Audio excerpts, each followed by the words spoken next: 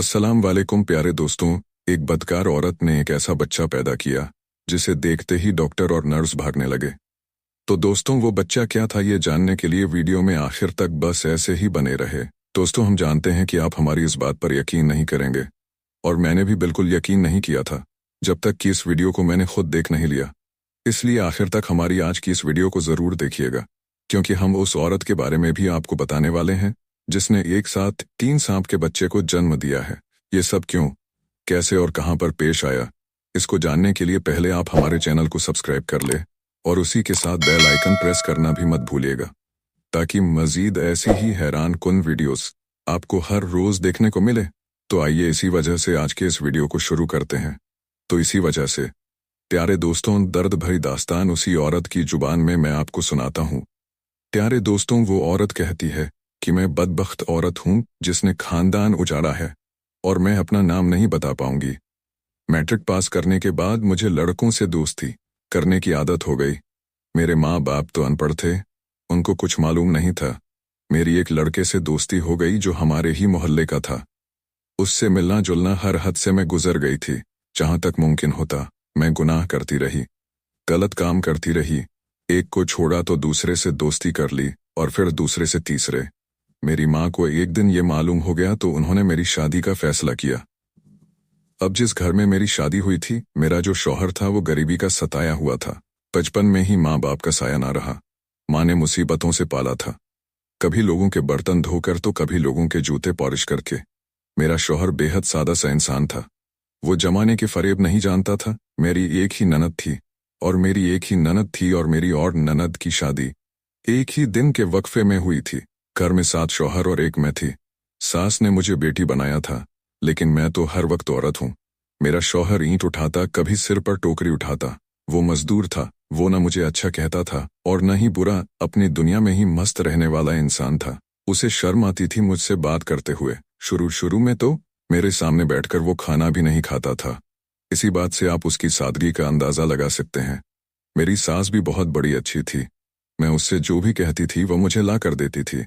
लेकिन मैं क्या करती, मैं तो आदत से मजबूर एक जलील तरीन औरत थी।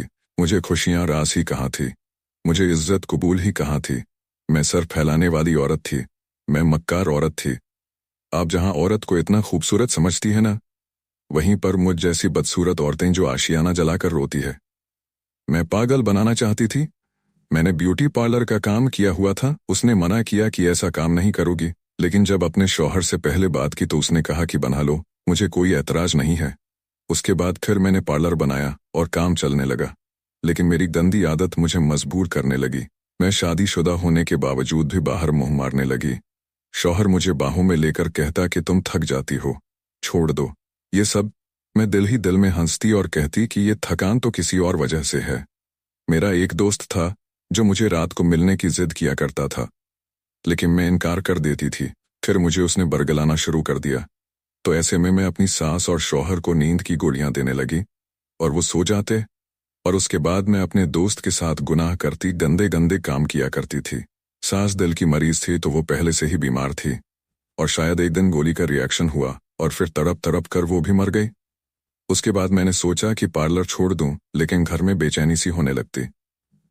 शौहर मजदूरी करता, घर आता, खाना खाकर सो जाता। मैं उसे नींद की गोलियां खिलाने लगी। इसी दौरान 2 बार हमला हुई, प्रेग्नेंट हुई। दोनों बार ही मैंने अबॉर्शन करवाया। मुझे खुशी होती कि मेरा शौहर सोया रहता है, मुझे रोकता टोकता नहीं है। तीसरी बार मुझे देर से पता चला कि मैं हमला हूं और मैं बच्चे को नहीं गिरा पाई। बच्चे की पैदाइश में जब 2 महीने बाकी थे, अचानक मेरा शौहर बीमार हो गया। वो नहीं जानता था कि उसको जहर देने वाली उसकी अपनी ही बीवी है। एक दिन वो खून की उल्टियां करने लगा। मैं अस्पताल ले गई। डॉक्टर ने बताया कि आपका शौहर नशा या कुछ लेता है जो बिल्कुल जहर बन चुका है। उसके खून में वो जहर शामिल हो चुका है और इलाज के लिए बहुत सारे पैसे लगेंगे।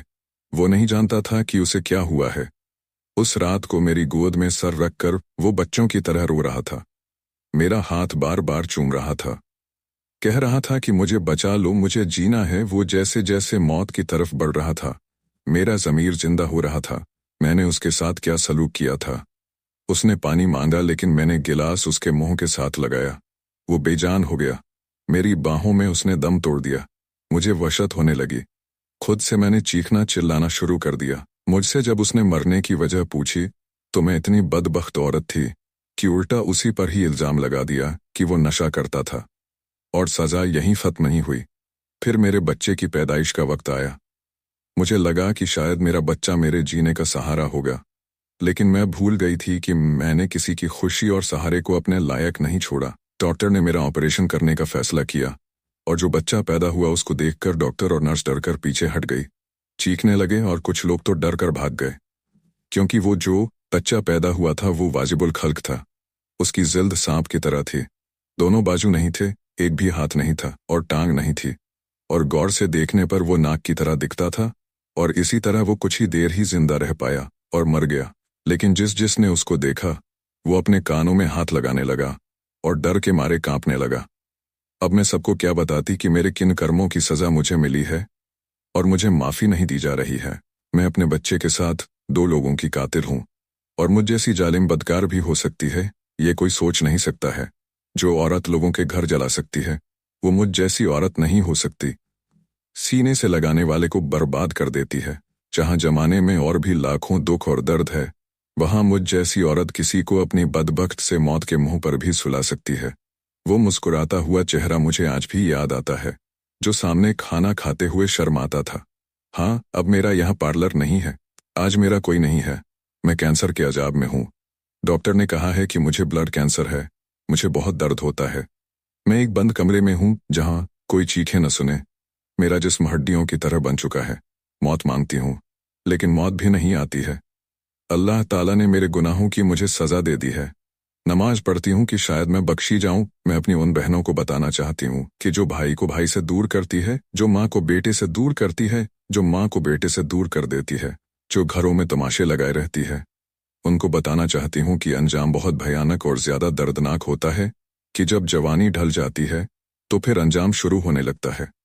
सब सुनने वाले दुआ करें कि अल्लाह मुझे माफ़ करें। वो औरत जो गैर मर्दों में रहकर खुश होती है, उनकी ज़िंदगी मेरी ज़िंदगी की तरह ही व्रत का निशाना है। इसी वजह से खुदारा मेरी ज़िंदगी से इबरत हासिल करें।